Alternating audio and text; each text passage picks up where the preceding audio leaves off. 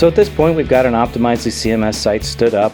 We can log into it, and we've got a couple of content types that we've kind of sort of started modeling. Before we get any deeper into modeling, I think it would be a good idea to set up some basic rendering so we can see what we're doing on the front end. And so that's what we'll do today. Now, the way it works at Blend, we have front-end developers who typically will build basically a static prototype of the site, where we try to represent every page type and every block type in various contexts, just as plain static HTML. Now technically, we're not building these in straight HTML, we're actually working in Twig or other technologies, but ultimately what we want is the final markup to bring into the content management system. So what I've done is I've grabbed those files from our repository. In the static folder, there is the final output HTML of the prototype. And if I start a server here, just a static server, which this is just a node module that you can install, and then serve these files as plain HTML, you can kind of see what we have. We've got a table of contents of all the different page types that have been marked up. We also have all our blocks and stuff. I also have the Twig files that these HTML files are generated from, which is pretty handy when we go to start actually laying out, how we structure the markup within the CMS. So to start with, I'm just going to bring over the static assets. And in order to do that, I'm going to open up Visual Studio. And we're going to need a new folder called root.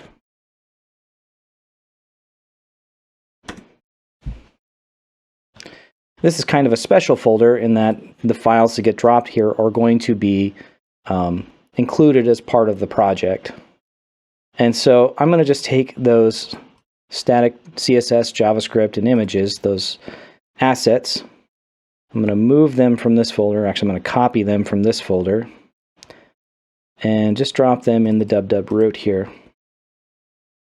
Now, depending on your build process, maybe you have some kind of build system that will drop the files in place there, and you won't actually have them in this folder, at runtime, or maybe that happens at build time or something. But to keep this simple, I'm just going to put these files here and reference them. Okay, so I'm logged into the CMS. I've got our site here. We're on the home page, and I want to point out one quick thing, which is if I go into the options menu, this page is published, but there is no link here to view the page, on the public site. And normally when a page is published and visible, there should be a link here so you can view it on the site. And the reason there is no link is because the CMS doesn't know how to render homepage content. The same is true of general example page, the general page type. There's no view link because the CMS doesn't know how to render this. And so there are a few ways to sort of give the CMS the hints it needs and point it to a template and do all the rendering. We'll start with the one that will be most familiar to MVC developers, which is using a controller. Okay, so in my project, I'm going to go ahead and create a controllers folder. And if you're used to the traditional MVC modeling and controllers and all that stuff, this should look very familiar to you. I'm going to add a subfolder here called Pages because I am just mirroring my models almost one-to-one. And I'm going to go ahead and create a controller for the home page. And just out of habit, I generally don't use that new controller. I just go to new item, but there's no good reason for that. This is just what I'm used to. So we're going to create a home page controller. Now, in order for this controller to work as a controller that Optimizely recognizes, you want to extend page controller from the Optimizely namespace from episerver.web.mvc. And then page controller accepts one type argument, and the type argument is the type of content, the content type that you want to render. And so we want to render homepage. Now at this point, we are not quite done. We also need to have an action that is the way the page gets rendered, and that action needs to be named index. It needs to return either action result, iAction result. Either one is fine. And then here's a key part that's a little different from traditional MVC development. is you need to accept at least one argument, and the argument has to be the model type, and it has to be named current content. I think current page and current block might also work depending on context, but current content for sure works. I'll go ahead and just accept the that suggested return view, because that's basically what we need to do, but let's pass the model in. So the way this works is when we hit, like when I say we, I mean a user, a browser, hits a URL on your Optimizely website, Optimizely will look through all the different ways it knows how to render content and try to find the most specific one for that situation. And so right now I've told it how to render one piece of content basically for all situations. And so it will look and see, oh, I have a page controller that knows how to render homepage. I found an action result, an action on this controller called index, and it accepts the right parameters. So what it's going to do is grab the that piece of content for that URL. It's going to give me an instance of homepage, which in our site there's only one possible instance. It will just give me the homepage. And then I can do whatever I need to do to transform that into a view model or whatever. And then I'm going to return the view, which is going to kick in the Razor engine to do some templating. It's not going to work right now because we don't have any views, but we can certainly launch the site and see the error that we're going to get. So I'm actually going to go back to the home page. Now I'm on all properties view. Whoops, nope, I'm not on the home page yet. Let's try that again. So it switched from the all properties view, which still works. We can still see the properties. But if I switch over here to the on-page editing view, it's actually going to call my controller and try to run the view. And we don't have any view files yet, and so it's telling you the view index was not found. Basically, it's saying the view from here, I couldn't figure out where that view was. And so we're getting this exception. However, you see now there is a view on website because the CMS knows or thinks it knows how to render this page. Now, general page will not have that option because we specifically told the CMS that this is for rendering homepage and technically anything that extends homepage. So the next step then is clear. We need to fix this error. I'm going to go ahead and pop this up on the website and take a better look at the invalid operation. The problem is the view index was not found, and the following locations were searched. This is very helpful in that it tells us what the CMS, or rather what MVC, what our view engine is trying to do. So it looked to see, is there a folder called views, a folder called homepage, and then a file called index? No. So then it tried views shared index, no. Pages shared index, no. And then I don't know if this got cut off or what, but /util doesn't really make sense. Anyway, the important part is if we want to fix this, the easy thing to do is we just create one of these paths, and to follow the MVC standards or the conventions pretty closely, we're just going to do this one. And so I'm going to go ahead and create a views folder, a homepage folder, and a file called index.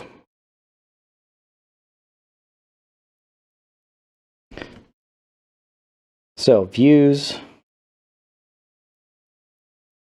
And I do want to say, I wouldn't recommend doing this in production. Generally, the views, I try to follow the MVC conventions as much as possible, except when it comes to views, because I find it kind of weird to have, our models and our controllers sort of broken up in this hierarchy, and then all the views are just going to be flat. And it's also kind of annoying when all the views all have the same file name, index.chtml, and you have like 10 folders or 10 files open, 10 tabs, and all the tabs all say index.html, and it's hard to tell at a glance what you're doing, but we'll fix that later. For now, we're going to stick with the MVC conventions. So let's go ahead and create a view. Just make it empty for now, and index. Get rid of all this junk. So now we have an empty view. If we launch the site, reload this, in view, we don't get the error anymore because the view is found, but we also don't get any content. This is pretty useless, and so we need to actually do some stuff in this view. If you'll recall from the controller, when we call the view, which is what executes this template, we are passing in the instance of the page to the view. We just need to let the view know that we're doing that. And the way we do that is by declaring that as our model. Now, our model is of type homepage. It's not going to work. In fact, if I build it, should fail because it doesn't know what homepage is. Homepage is in this namespace, blend.cms12.models.pages, and the view has no way of knowing about that namespace. Now, you could fix it by fully qualifying the class by putting the namespace here, but you're going to end up doing that in every single file. It's very annoying.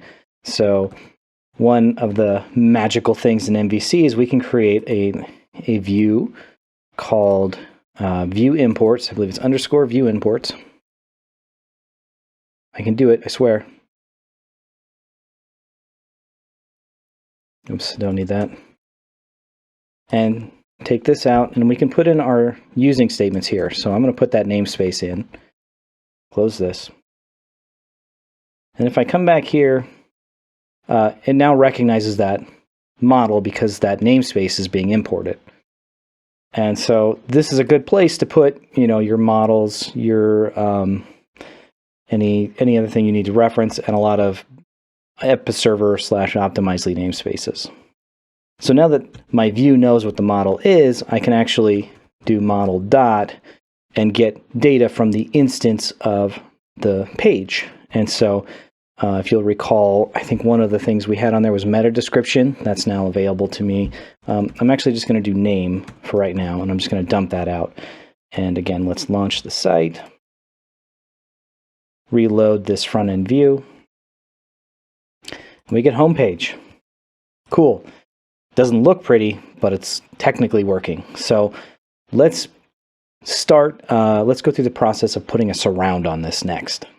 Now, in order to make this render nicely, we need to do all of the markup, all of the surround and stuff that comes along with a standard web page. Now, you could do that technically right here. You can put in your HTML, your body tags, and all this stuff. And then for every single page type you create, you can copy paste this code, and that would be insane. And I strongly don't recommend you do that. Instead, what you should do is use a layout. And the way we can do that is to create a folder called shared. And these folder structures are fairly arbitrary, but this is what you'll see most frequently is a shared folder. The shared folder is for any Razor file that gets basically referenced from any other Razor file, typically. But technically, there's no reason it doesn't need to be called shared. Typically, you'll also find a folder underneath that called layouts, where we have these layout files, which you can think of as like the surround. And then within layout, you'll see a view called something like root layout, or I'm just going to call this one root. And this is sort of the site surround. This is where that surround will go. And then I will update this file to reference the root layout. Now, without spending too much time on Blend's process, I will mention that the way we typically work is we have front-end developers who build basically a static HTML prototype of the site, which then gets handed off to the back-end developers who bring those templates into the CMS. And our front-end developers typically work in a templating language called Twig, and they just give us the Twig files and the final rendered HTML. But this is basically the Twig files for the Blend site. And so this underscore base.twig would be the equivalent of the underscore root.chtml, the sites around the root layout. And so what I like to do is just basically copy the twig that they give me, drop it into the CSHTML files, and then all the things that are twig that are not Razor are, they stand out like sore thumbs because they're bright white against this otherwise mostly blue body. And so I just go through and replace the twig with Razor equivalents. And so, block, content, end block is basically saying I have a block where I'm expecting you to put content in here. The equivalent would be render body in Razor. Oh, it's not render body anymore, is it? No, it is render body. Now in the file, there are several of these include. Now the MVC equivalent of a twig include would be a partial. And so what I'm going to do is go through these files and create partials for each of them. So I'll start with header includes, which is right here. I'm going to copy that content out, and I'm going to create a new file just in the shared folder, because it's not really, I mean, you could put it in the layout folder. There's no reason not to, but I'm going to put it in the shared folder because it's not really a layout. I'm going to call this header includes. And there we go. Now, a lot of this content is sort of placeholder content, which is fine. We'll replace it eventually. Up here, we have some twig to handle the page title. That's not going to work in MVC, but we'll come back to it. So I'm just going to put to do there for now. Now I need to reference that header include. Now, the old way to do this you would do html.partial and then the path. And you still can technically do that. But I think the more favored way to do it is with a tag helper, which you would do as partial name equals blah, blah, blah. And then you would pass in that path, views shared underscore header includes.cshtml, assuming I typed all of that out correctly. Now, you might notice that right now, Razor is not recognizing this as a tag helper. It thinks this is just HTML. And that's because I haven't told Razor that this is a tag helper. Now, generally, if you create a new Razor templated site in through Visual Studio or something, this is already included by default, but because of how I built this site, it's not there. I have to specifically put it in.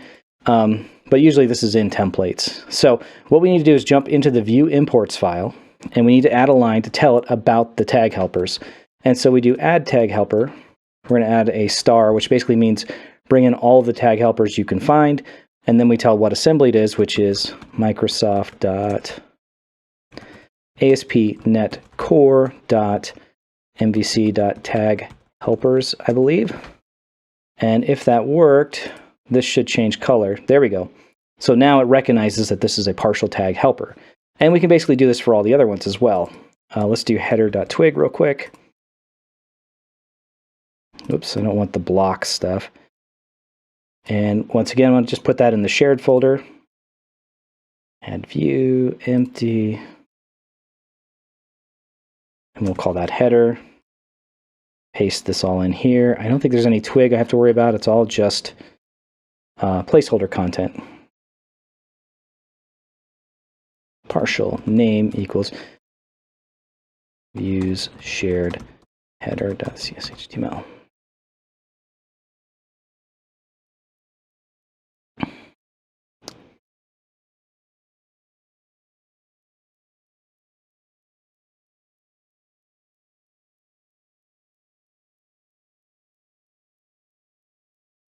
Okay, so we've got the surround template kind of done, or at least in a reasonable state, so we should be able to see it. But we got to go to our view for the content type for the home page and explicitly tell it to use that layout. And so the way we do that is by creating a code block and just setting layout equal to the path to that view. So it would be views shared layouts root. Getting to where I can't type anymore. And let's launch this. I think it's very likely I made some typos and it's not going to fully work, but let's see what this does. Reload the page. Okay, the partial view was not found. So I have a typo here. Let's stop and take a look at this. So I referenced the partial view from my root. I forgot the preceding slash, so it can't figure out where that view is. Let's try it again.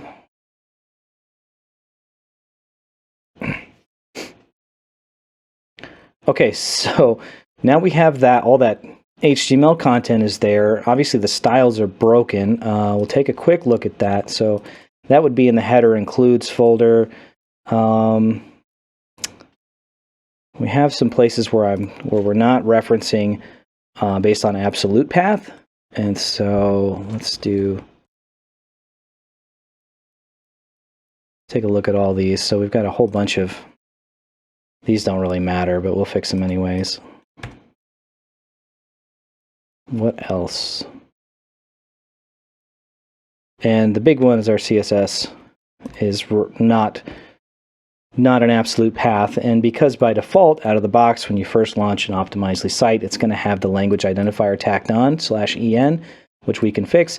It's better. You know, we still have some broken images, but this is a good start. We'll go with this and move on. All right, let's leave the home page for now and switch gears back to what we called the general page. Right now, the general page doesn't have any templating, so we're going to do the same process. We're going to create a new controller for this. General page controller. And it's going to be a page controller of type general page.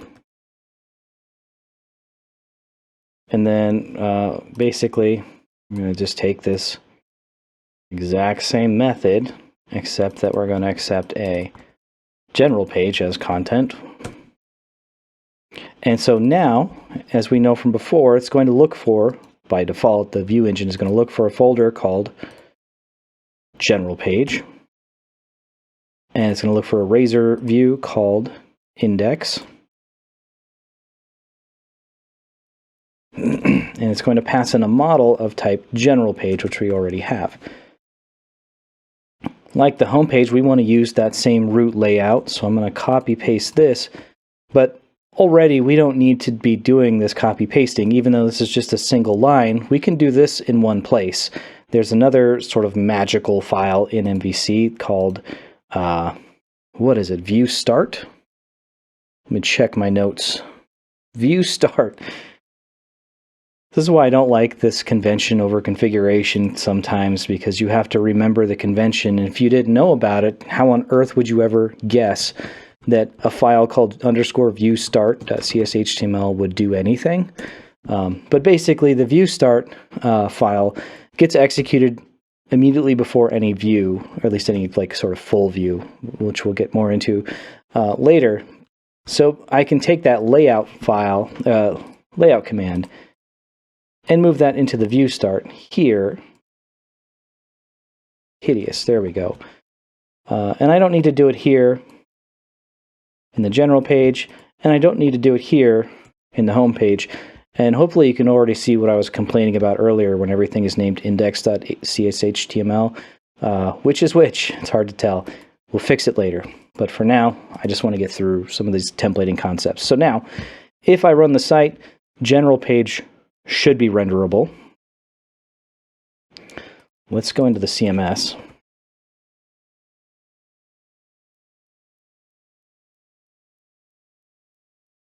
And go to general example.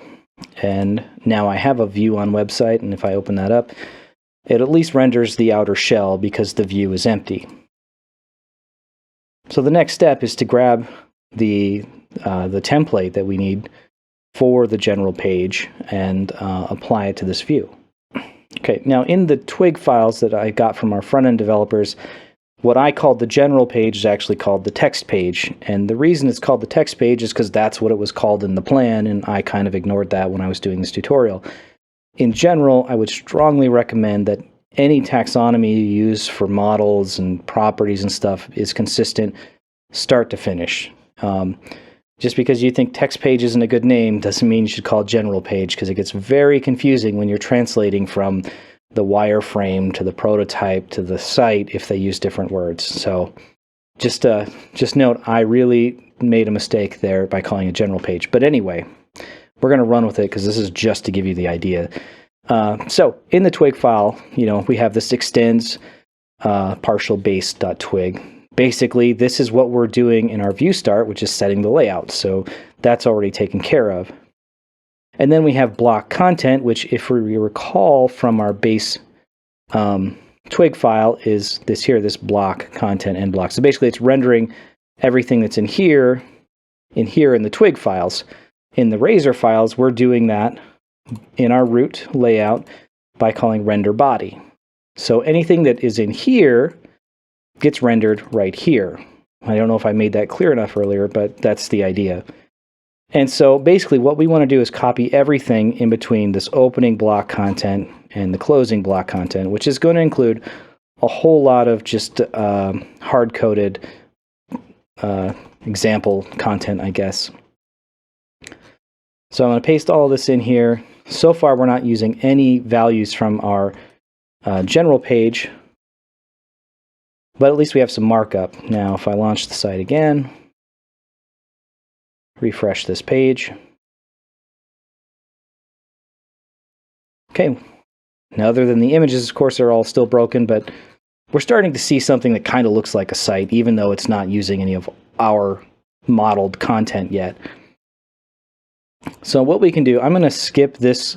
This is that sort of header section up here. I'm going to skip that for now. And let's just look at the content. So we have the left column, which has nothing. We have the main content of the page. And we dive into some Bootstrap stuff. We have WYSIWYG with drop cap. So basically, WYSIWYG is a big clue that this is our sort of body property. So what I'm going to do is pull all of this out. And just for the sake of example, I'm going to do this wrong to start with. I'm going to do model dot. We know we're on our page. What did we call that? Property. Let's just go to that definition real quick. We called it body. And so if we just do model.body, this works for like model.name, right? So this should work just fine for the body. I'm not even sure if I have any content in the body, so let's put some content in that body. Content. This is some body content. It is the best. Mark that as bold. We'll publish that. Reload this page. And our HTML is getting HTML encoded, of course, because the Razor engine is safe by default and just does just HTML encodes any string that you give it, which is ultimately what the XHTML string becomes. Now, it is tempting to look at this and say, oh, I just need to tell Razor to display that as raw and to change this to html.raw and then pass in model.body. And this will actually appear to work, but it is technically wrong. And I go into some good reasons as to why that's technically wrong in another video. But the important thing to know is that we should be using the Optimizely HTML helpers to render this content, which we will do. So we don't want html.raw here for a number of reasons. Instead, what we want is html.property for x goes to x.body. Now, this is not going to work because property for is an extension method. And right now, the class that this extension method is in a namespace that isn't brought in with a using statement. So we need to go back to our view imports, and we need to import that namespace. And this namespace is, let me look, episerver.web.mvc.html. Now, once I bring in this namespace, html.property4 exists, and it's strongly typed to the model. And so that's why I can do this Lambda syntax of x goes to x.body, because the property for knows what my content type is and allows me to do that. So if I do property for x goes to x dot, you see I got a lot of stuff on screen, but if I do dot again, it's all the properties that are part of that model. So I can do page title here, which if I just do model dot, I get the same options here. Property for does a few important things for us, though, is it renders the content properly. So yeah, technically, if you do html.raw on an XHTML string property, most of the time you get the more or less correct output, except if you do property for, much better things happen. For example, Optimizely will automatically resolve URLs that are, in like anchor tags, href attributes. If you have embedded images and blocks, it renders those properly. And it also enables on-page editing. So I'm going to get rid of this page title one for a sec. Let's launch the site and just prove that this is rendering correctly. But if I go into the back end, now that I have a view, I have on-page editing available. And I can go to on-page editing. And if I scroll down, body is now editable directly from the page, so I can just edit this on page. And this can be a nicer experience for content editors.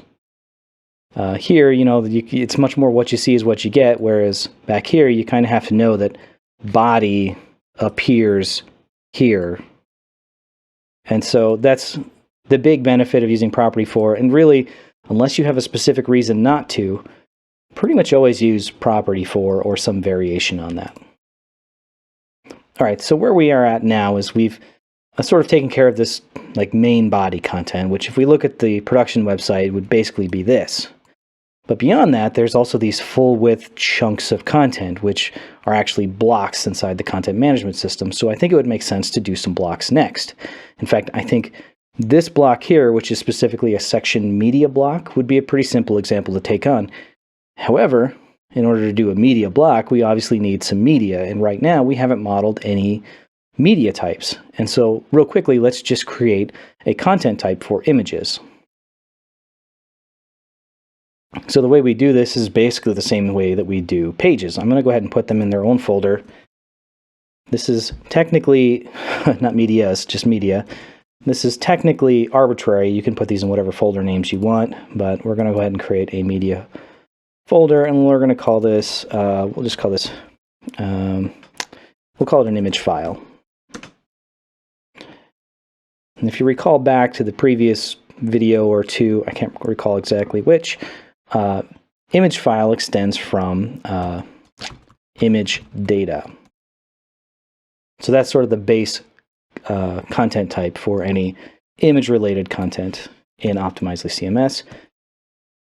Just like any other content type, we need to annotate it as a content type. Whoops. What is it? Why is it not like that? Oh, it's display name. We'll just call it image. Again, GUID is probably the most important value to put in here, and I'll just generate a GUID and drop it in there. So the last thing we need to do for, an image type or really any media type, if it's a specific media type, is we need to let the CMS know what file extensions it should apply this particular content type to, or, so the way we do that is through I believe it's a media descriptor.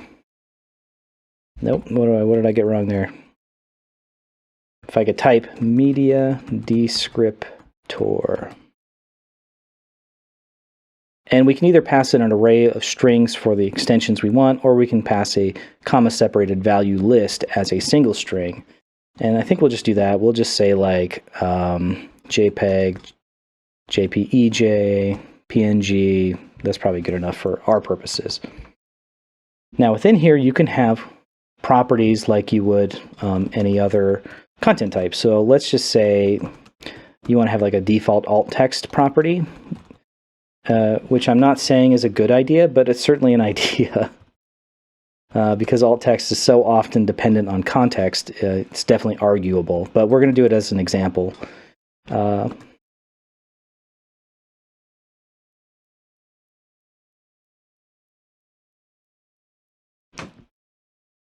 And we'll make that nullable. And so now we have a media content type. If I launch the site, I'm just going to steal this image, throw it right on the desktop. Jump into the CMS. Now I should be able to go into media here. I'm just going to dump it into the for all sites because I don't really have multiple sites anyways. And we'll just drag this right over here, upload it. Upload succeeded. And because I specifically made this image data, it enables previews. I can open this up in an image editor and actually do some basic transformations and cropping and stuff like that right from the CMS. If you go into edit, it goes to the all properties view like you would on a page, and there's my alternate text property.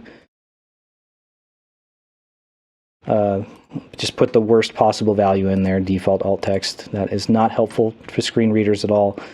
But it gives you an idea of just like how content works on a media item. All right, now that we have the media for this block, let's go ahead and model the block. And this should be pretty straightforward. It's very similar to modeling a page type. I'm going to close all this stuff out, and we're going to create a new folder for our blocks. And I believe this was called a section media block. I did not type that correctly. Section media block. Yeah, go ahead and rename that for me. And if you recall, blocks, unlike page data, extend block data. And just like any other content type, we need to have the content type annotation.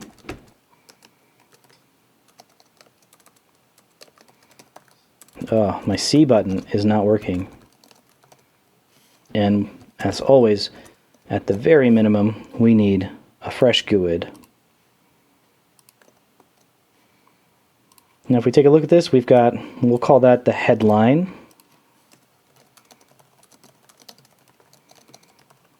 As you'll recall, properties are always virtual getter and setter, public. Helpful to have display annotations as well. And let's see here, we're going to put this on the system tab names, which is from an episerver namespace. Content order 10.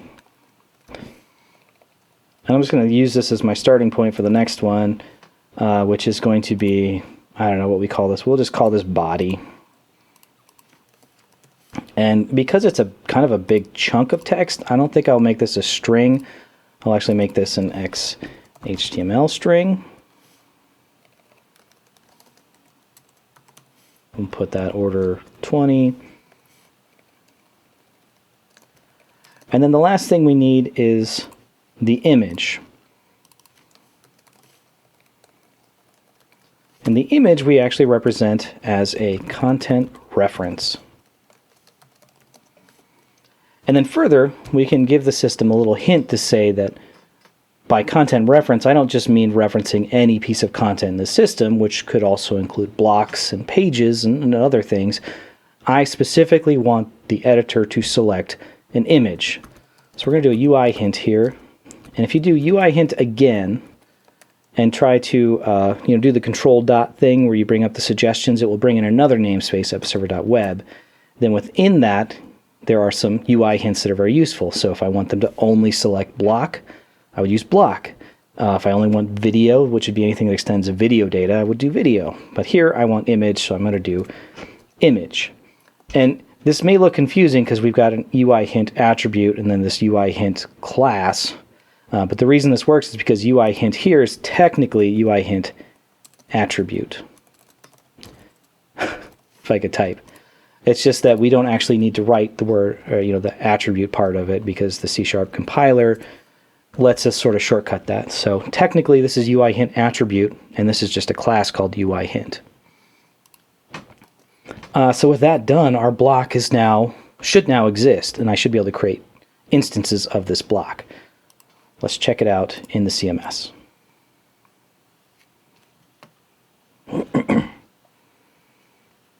So what I'm going to do is just go on for this page, because I just need this example on this page. Whoops, I'm going to switch to the blocks tab for this page. I'm going to create a new block. Now it didn't let me select the block type because there's only one block type in the system. But it is, if you kind of look behind here, it's section media block. So we'll say section. my keyboard is not functioning properly. Section media block. Go ahead and create this, and there's our properties. So just for testing, I'm just going to totally steal this content. Down here, this is our image selector, which gives us a nice UI for selecting the image. We could also go over here into media, find it. We could drag and drop it. There's a lot of different ways to do this. But we'll publish this block. Now you'll notice I can't view this because, as discussed, blocks don't have URLs. They can't be rendered outside the context of a page. I mean, in general, you can render them in a lot of different ways, but for the purposes of this discussion, it can't be rendered. So what I can do, I can go to the general example page. Technically, I can take this block, whoops, and I can drop it into the WYSIWYG, and that technically works. If I view this page, it's not going to look good. This is a nice experience. I am not I'm going to get a new keyboard for the next one. Now, technically, it's not working because I haven't set up any rendering for it, but like I can technically do that. I don't recommend people put blocks in content areas in general. It's just they're a little finicky and there's some limitations. What's better is to have something that is specifically meant for blocks, which is a content area.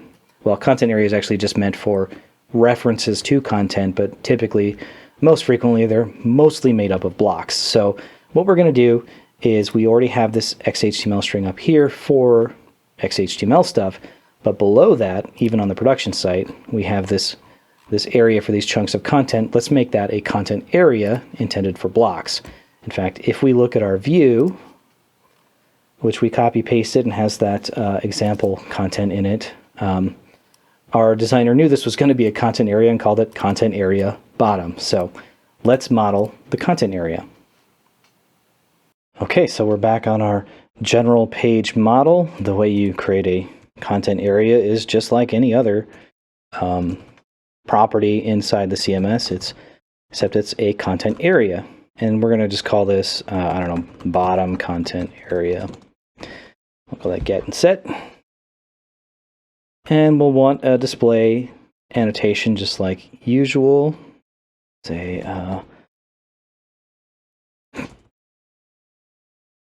bottom content area 40. Now there are some things we can do here. Right now, this content area, if I were to launch the site, we would be able to drag images into this. We would be able to drag pages into this, and we don't necessarily have the rendering set up for those yet. We could do UI hint of type block, which would only allow blocks.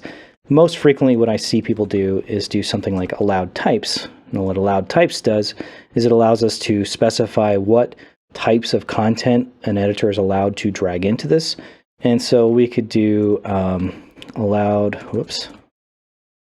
types equals new type of, what was that block called? Section.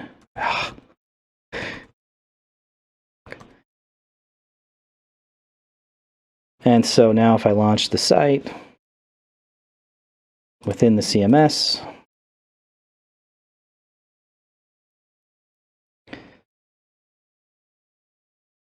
we have the body, and then we have bottom content area where you're allowed to add social media blocks. So if I were to try to drag the home page in here, that's not going to work. But if I come over here and drag this in, that is going to work, and I can go ahead and publish that, no problem. Now, right now, that's not being rendered anywhere, but that's pretty easy to fix. Let's take a look at our view for the general page. And like I said, we have this content area bottom. If we look at the preview, there's like kind of one thing in here, which we can just sort of assume is meant to be a block. And I'm just going to pull that block out for now. And again, the proper way to render a content property in Optimizely is property for x dot, what do we call it? Bottom content area.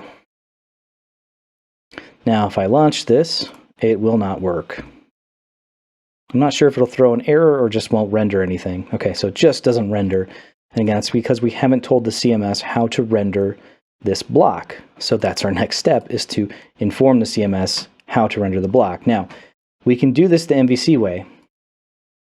We can go in here, create a new folder called blocks to mirror our models, create a new controller called, what was it, section media block. Media block controller. It doesn't have to be named that. The primary difference for blocks versus pages is that you want this to extend, I think it's block component. Is that right? Yeah. Block component of section media block. And then if I implement the abstract class, it gives me this invoke component. So I have to return an iView component result, which would be as simple as just doing view current content. And so that means, just like the pages, because we're just following the MVC standards conventions, we need to have a folder called section media block. We'll create a view here called index. And get rid of all this. We're going to do model section media block, but the same issue we had with the page, it doesn't know about that content type, or that, excuse me, that namespace. So I'm going to grab the namespace that's in. We're going to add it to our view imports. And if we go back to our index file, eventually it'll catch up, and now it knows what social media block is. All right, so to fill this out, I went ahead and I'm just stealing the markup from the site, and we're simplifying things as we go, so this is not 100% correct. Let's see here, something like that.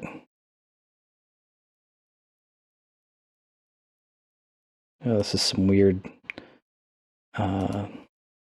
indentation. There we go. Fix that. All right, so we've got our header, which again, we're going to do property for. What do you call that? Headline. We have our intro. This is what it's calling it, an intro. I think we called it body, again, for simplicity, body.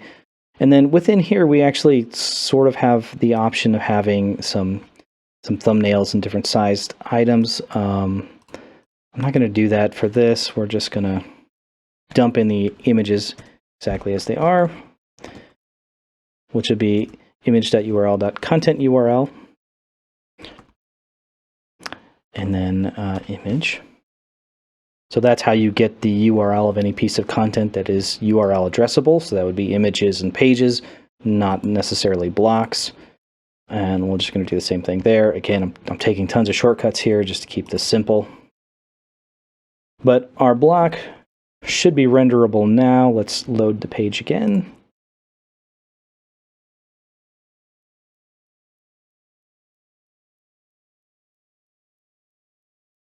Oh, so the view is looking in a different place. So this is actually looking in, oh, here it is, view, general page, components, section, media block. This is going all over the place.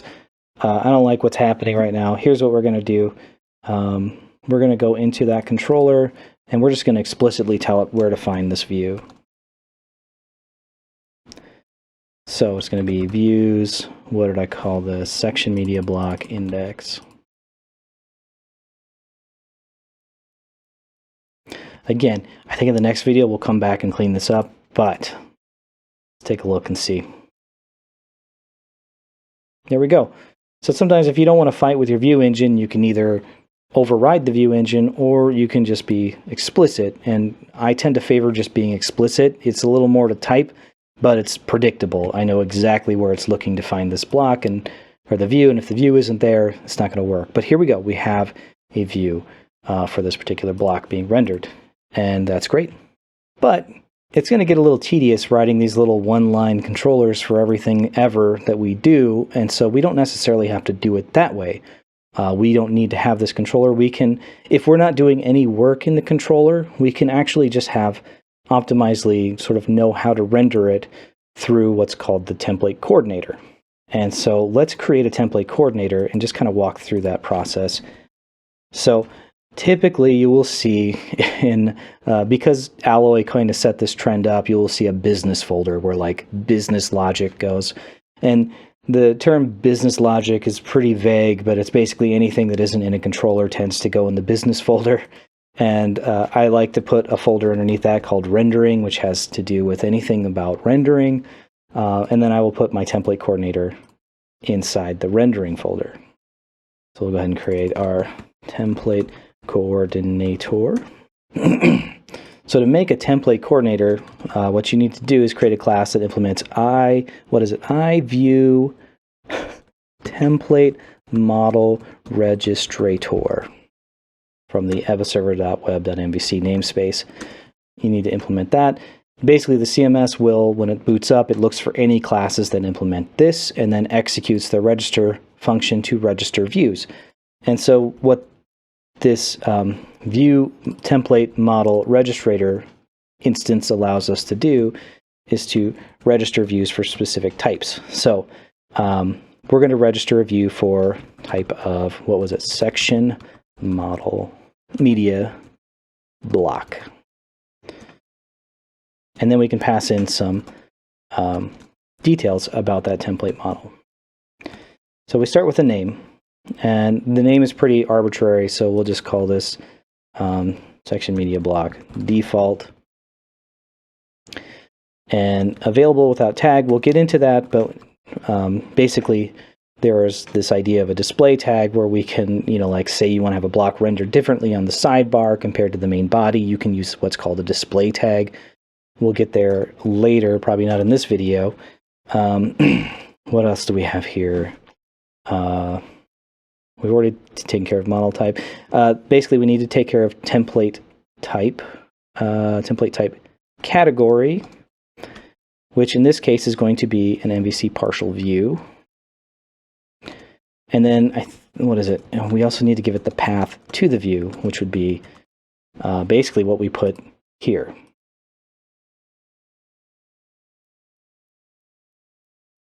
I think that's pretty much the minimum of what we need to do here. So with that in place, I should be able to comment this out. We don't need this controller anymore because the template coordinator is doing this for us. Let's see if it worked.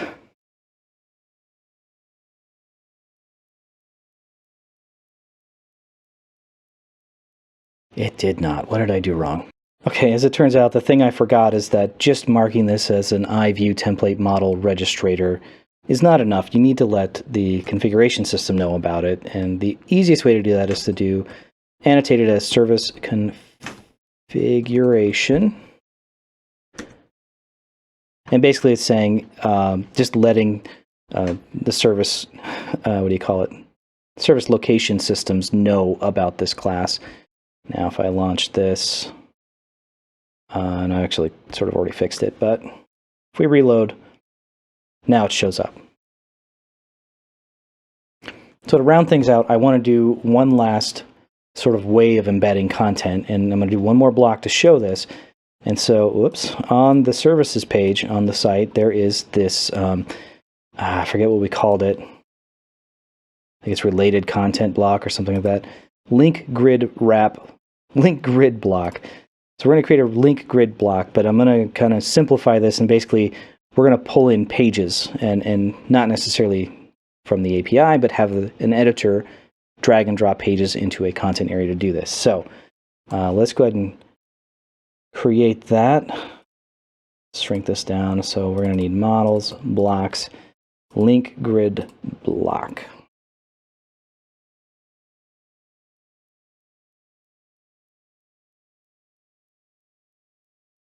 And again, this extends block data. We need to annotate this as a content type, display name,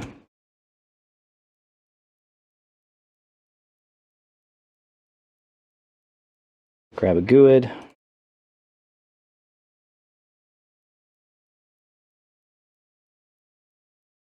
and then in the example I'm looking at, it is just literally like a few links that you drop into this, and I'm not going to do links, I'm actually going to do pages, so it's a few pages that you drop into this, which I'm going to represent as a content area.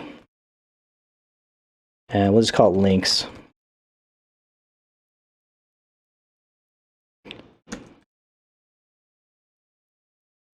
We'll say links. Group name equals system tab names dot content equals 10. None of this really matters because it's the only thing on this particular block. And then I'm going to do allowed types again, and only allow pages. And I'm just going to do page data. Actually, no, I'm not, because we have a base page type that makes sense, which is an abstract content page. And so I'm going to do only allow things that extend abstract content page. Now, again, we'll have to set up some rendering for this. So I'm going to go into views. We're just going to keep following this MVC, whatever you call it. I've been recording for a very long time, as you can tell.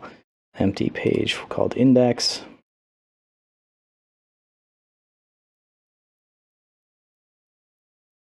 link grid block. I'm just going to steal this markup from out here. Here it is. So it's going to be basically from section to section. There we go.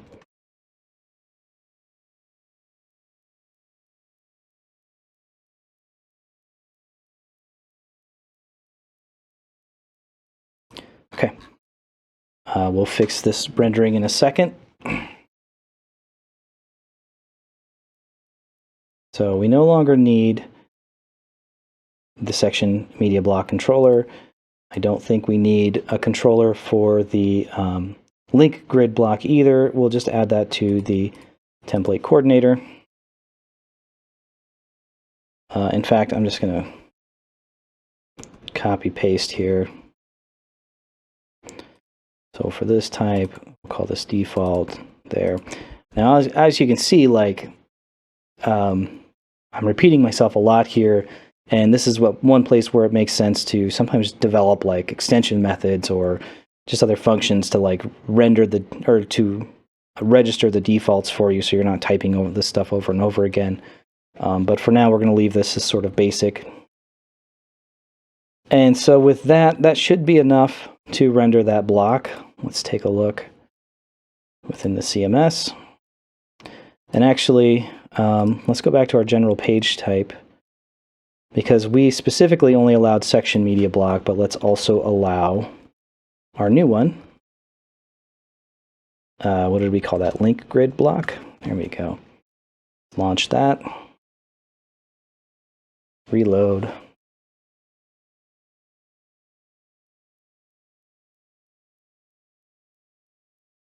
So now I can create a new block. And because we have two block types, now I get to select which one I want. We're going to call this a link grid block. I'll call this link grid example. And as you can see, I can add pages to this. So I'm going to drag in, I don't have very many pages, so we're just going to drag in general page a bunch of times. It doesn't matter. Maybe I'll throw the home page in here too. Home page, general example, whatever. We'll create that. Publish this. Oops, I didn't want to view it, but we'll reload. And here it is with the example content within. And so we'll just update that real quick. Okay, so we're in our view for link grid block, and we want to know, like, how do we render these pages in here? Because we've dragged pages into a content area, and we want them to show up instead of this stuff here. So what I'm going to do is I'm going to comment this out to start with. I'm just going to comment one of these out so we have that markup, and just get rid of the rest of these. Oops.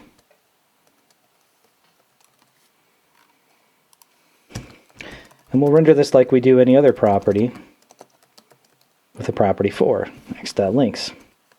Now, we haven't set up any rendering for pages that are included as part of a page. So basically, what's going to happen is Optimizely is going to want to render this as more like a block, because now it's being rendered in the context of a page. It's basically a block.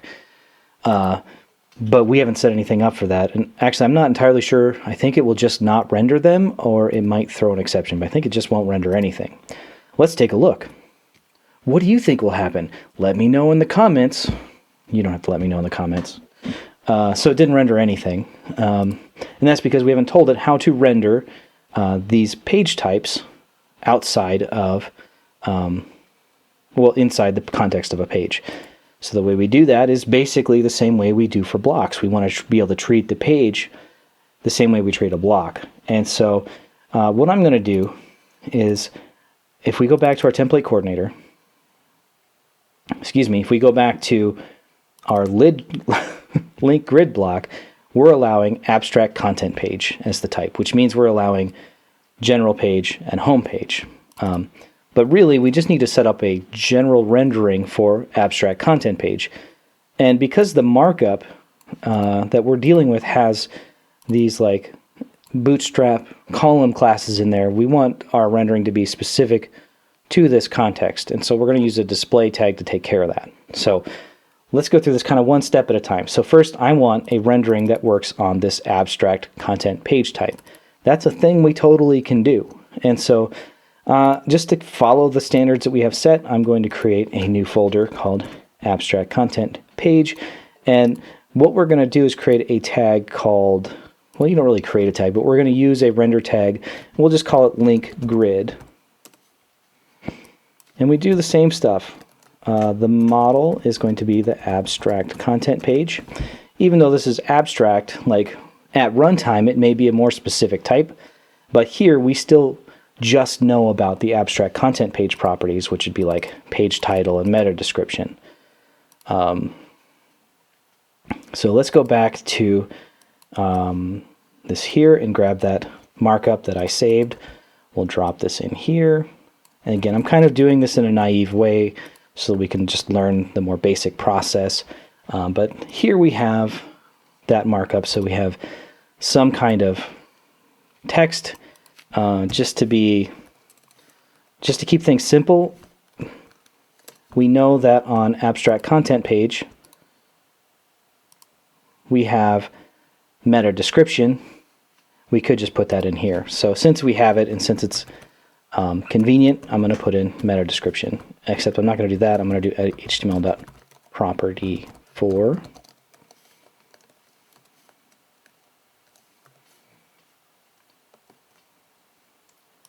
Then up here we just have a link to the page, so we'll replace this with just the URL to the page.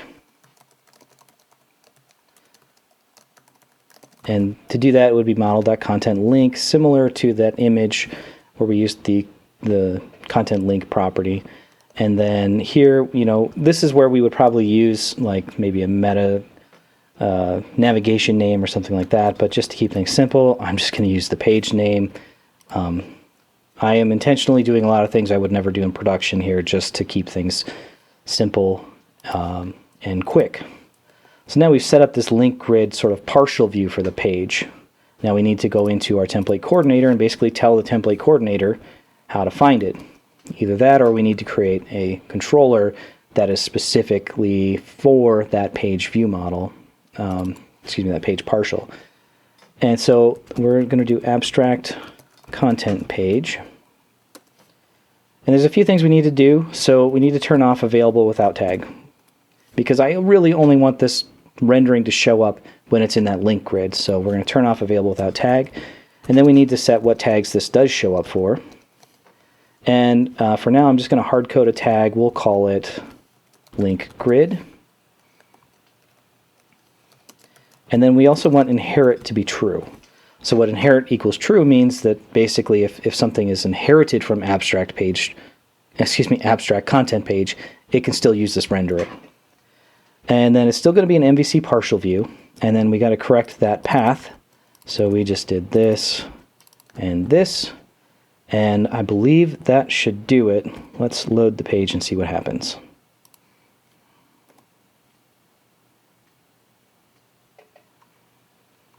It still doesn't work. Hold on.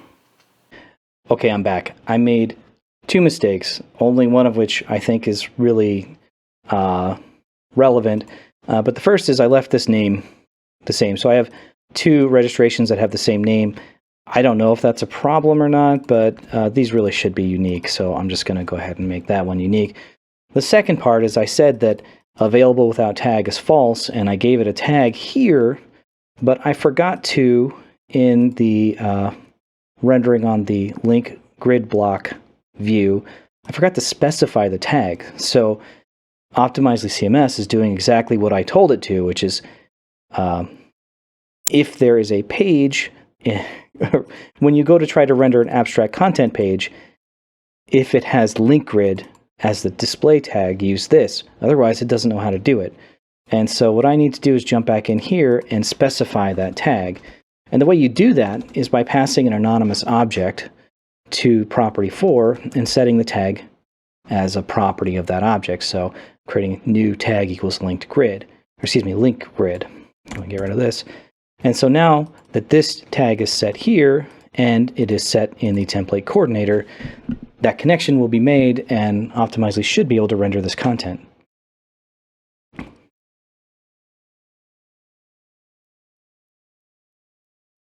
There we go. It looks like garbage. I probably maybe have something wrong with the markup, but also there's no meta description on any of these tag pages. So there we have it, a very, very brief introduction to rendering content within the Optimizely CMS system. Again, we're just scratching the surface of this topic, but we have at least rendered a page as a full page. We've rendered blocks as part of a page, and then we've rendered pages again as a partial, or sort of like a block within a page. I think next time we're going to do some refactoring, look at better ways to structure the site and the views, and just an overall cleanup of what we've done so far, and maybe fix a lot of the things I just can't stop complaining about as we work through this. So that's it for now. Thanks for watching, and as always, I hope you found this useful.